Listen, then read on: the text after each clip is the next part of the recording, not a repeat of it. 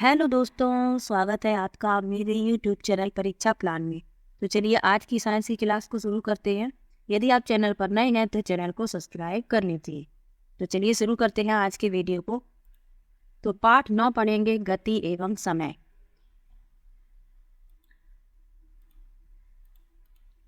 लिखा है कक्षा 6 में आपने विभिन्न प्रकार की गतियों के बारे में पढ़ा था।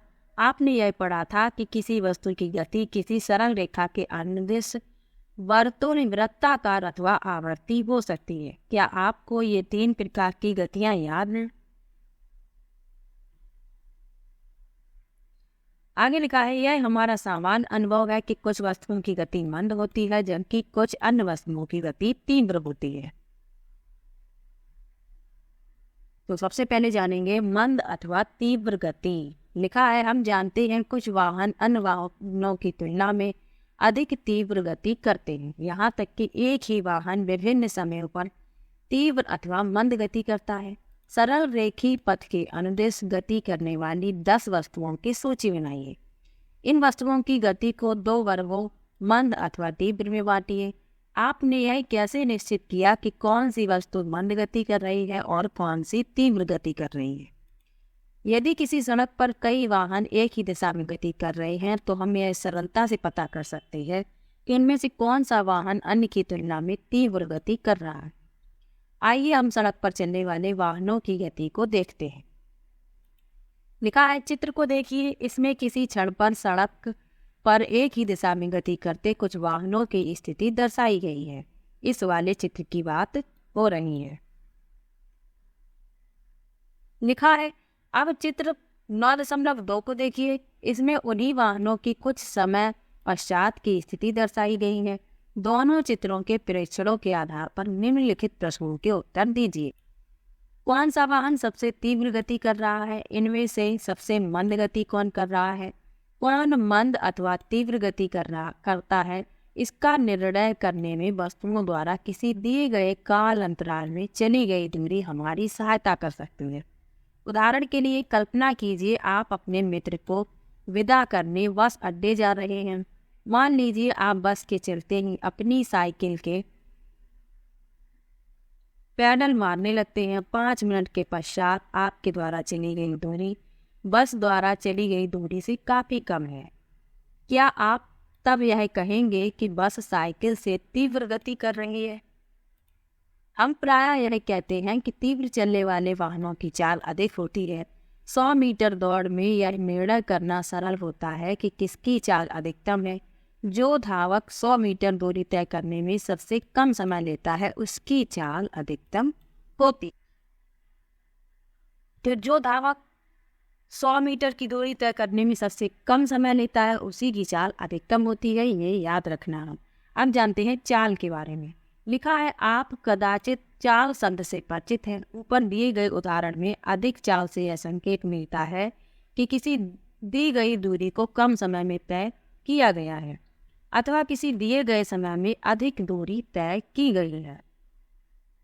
2 या 2 से अधिक वस्तुओं में कौन तीव्रतम गति कर रहा है, इसे ज्ञात करने के लिए सबसे सुविधाजनक विधि यह है कि हम इनके द्वारा किसी एकांक समय में तय की गई दूरी ज्ञात करें। इस प्रकार यदि हम 2 बसों द्वारा 1 घंटे में तय की गई दूरी जानते हैं तब हम यह बता सकते हैं कि उनमें से कौन अपेक्षाकृत मंद है। किसी वस्तु द्वारा एकांक समय में तय की गई दूरी को हम उस वस्तु की चाल कहते हैं। तो चाल किसे कहते हैं कि किसी वस्तु द्वारा एकांक समय में वस्तु द्वारा तय की गई दूरी उस वस्तु की चाल कहलाती है, ये याद रखना है। आगे लिखा है जब हम कहते हैं कि कोई कार 50 किलोमीटर प्रति घंटा की चाल से गति करती है तो इससे यह ज्ञात होता है कि वह कार 1 घंटे में 50 किलोमीटर दूरी तय करेगी। तथापि कोई कार बिरले ही 1 घंटे तक किसी नियत चाल से चलती है। वास्तव में वह धीमी चाल से गति आरंभ करके फिर अपनी चाल बढ़ाती है। अतः जब हम यह कहते हैं कि किसी कार की चाल 50 किलोमीटर प्रति घंटा है तो प्रायः हम केवल कार द्वारा 1 घंटे में तय की गई दूरी पर ही विचार करते हैं। हम इसकी चिंता नहीं करते कि इस 1 घंटे की अवधि में कार नियत चाल से चलती रही अथवा नहीं। वास्तव में यहाँ परकलित की गई चाल कार की औसत चाल है। इस पुस्तक में हम औसत चाल के लिए 4 शब्द का ही उपयोग करेंगे। अतः हम तय की गई कुल दूरी को लिए गए कुल समय से विभाजित करके चाल प्राप्त करते हैं। इस प्रकार 4 बराबर तय की गई कुल दूरी बटे लिया गया कुल समय। तो याद रखना है कि 4 बराबर दूरी बटे समय। आगे लिखा है, अपने दैनिक जीवन में हम बिरले ही लंबी दूरी तक अथवा अधिक समय तक वस्तुओं को एक नियत चाल से गति करते हुए देखते हैं। यदि किसी सरल रेखा के अनुरूप गति करने वाली वस्तु की चाल परिवर्तित होती रहती है तो उस वस्तु की चाल असमान कही जाती है। इसके विपरीत किसी सरल रेखा के अनुदिश वस्तु की नियत चाल से गति एक समान गति कहलाती है। इस स्थिति में औसत चाल वही है जो वास्तविक चाल है।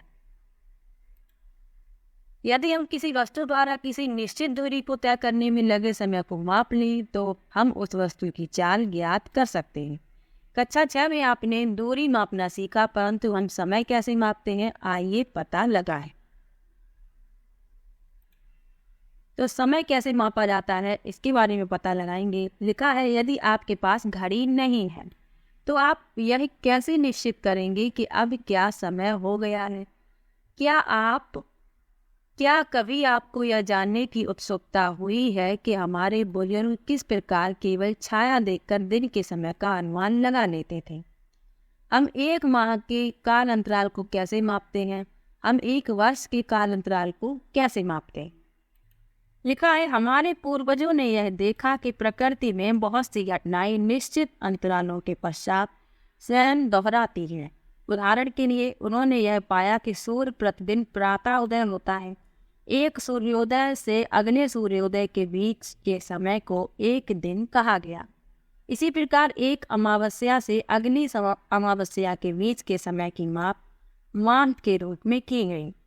1 वर्ष उस समय के लिए नियत किया गया जितने समय में पृथ्वी सूर्य की एक परिक्रमा पूरी करती है। प्रायः हमें एक दिन से काफी छोटे समय अंतरालों को मापने की भी आवश्यकता पड़ती है। संभवतः समय मापने की सबसे सामान्य युक्ति घड़ियां ही है। क्या आपको कभी यह जानने की उत्सुकता हुई है कि घड़ी समय मापते हैं। घड़ियों की कार्यावधि काफी जटिल होती है, परंतु सभी घड़ियों में आवर्ती गति का उपयोग किया जाता है। यहाँ चित्र में देख सकते हैं, ये दीवार घड़ी है, ये मेज घड़ी है और ये डिजिटल घड़ी है।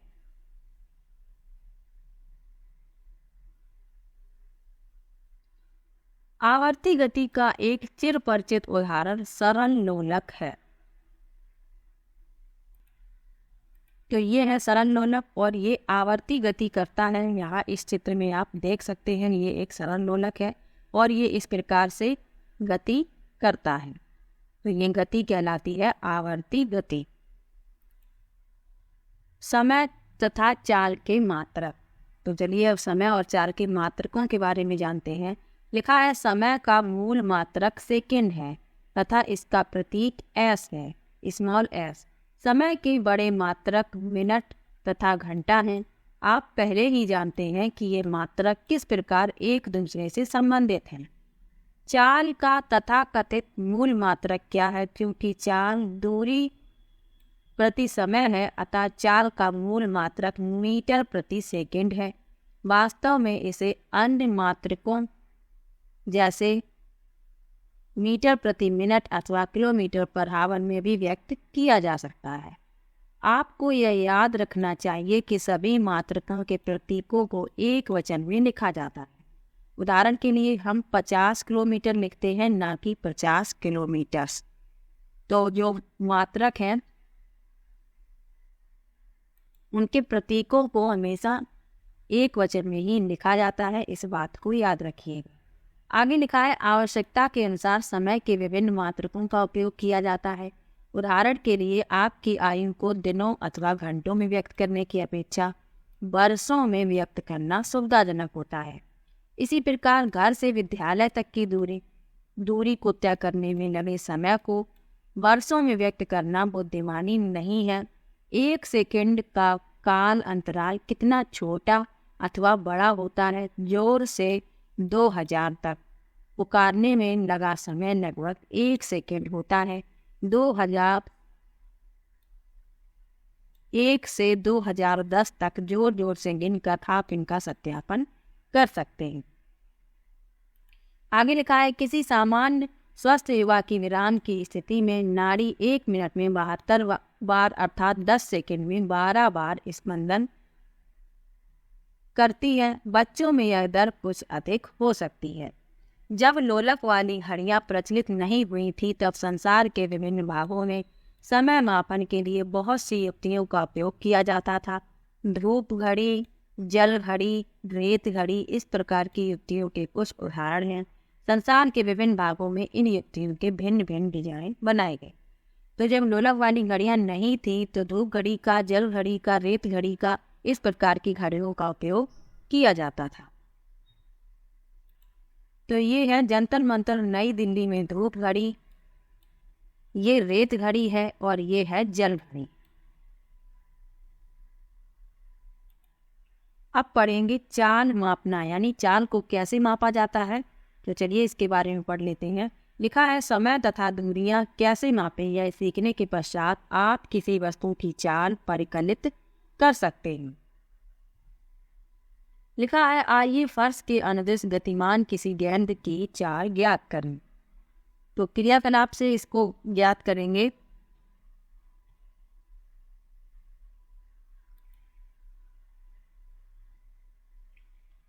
लिखा है, चाक के चोर अथवा चूने से फर्श पर एक सरल रेखा खींचिए तथा अपने मित्र से कहिए कि वह इस रेखा से 1 से 2 मीटर दूर खड़ा हो।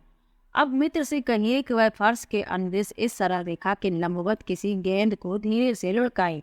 जिस क्षण गेंद सरल रेखा को पार करती है तथा जिस क्षण वह विराम अवस्था में आती है, दोनों बार समय नोट कीजिए। गेंद विराम में आने में कितना समय लेती है? जिस बिंदु पर गेंद रेखा को पार करती है तथा जिस बिंदु पर वह विराम में आती है, इन दोनों बिंदुओं के बीच की दूरी मापिए। इसे मापने के लिए आप किसी पैमाने अथवा मापक फीते का उपयोग कर सकते हैं।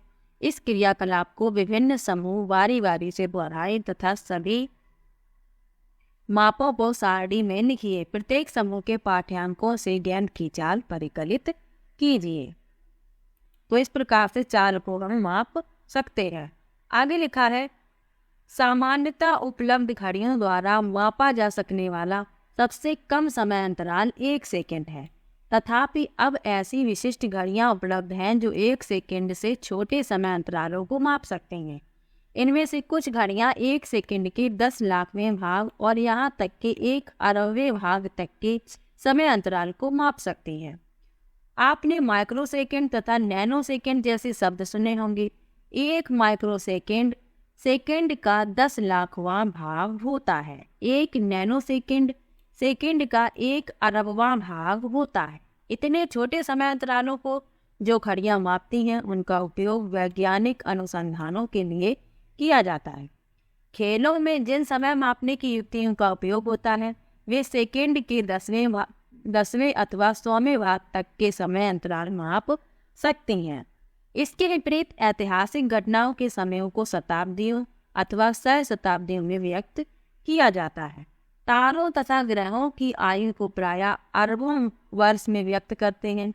क्या आप उन काल अंतरालों के परास की कल्पना कर सकते हैं जिनसे हमें व्यवहार करना पड़ता है? आगे लिखा है, आपने स्कूटर अथवा मोटरसाइकिलों पर एक मीटर लगा हुआ देखा होगा। इसी प्रकार कारों, बसों तथा अन्य वाहनों के डैशबोर्डों पर मीटर देखे जा सकते हैं। चित्र में किसी कार का डैशबोर्ड दिखाया गया है। ध्यान दीजिए इनमें से किसी एक मीटर के एक कोने पर किलोमीटर पर आवर लिखा है। इसे चाल मापी कहते हैं। इससे सीधे ही किलोमीटर पर आवर में चाल ज्ञात हो जाती है। इसमें एक अन्य मीटर भी होता है जो वाहन द्वारा तय की गई दूरी मापता है। इस मीटर को पथ मापी ओडोमीटर कहते हैं। तो ये प्रश्न कई बार पूछा गया है कि जो वाहन द्वारा तय की गई दूरी मापता है उसे क्या कहते हैं? तो उसे ओडोमीटर कहते हैं। ये बात याद रखिएगा। ये इस प्रकार कार की डैशबोर्ड होते हैं जो इस चित्र में दिखाई गई है, यहाँ पर आप देख सकते हैं। तो आज के लेसन में चाल, दूरी, समय के बारे में जाना, समय को किस प्रकार मापा जाता है, दूरी को कैसे मापते हैं, इन सब महत्वपूर्ण तथ्यों को जाना है। तो आज का वीडियो यहीं पर समाप्त होता है। वीडियो कैसा लगा कमेंट बॉक्स में जरूर बताइएगा। वीडियो को लाइक, चैनल को सब्सक्राइब करना मत भूलिएगा। मिलते हैं एक और नई वीडियो के साथ, तब तक के लिए बाय बाय।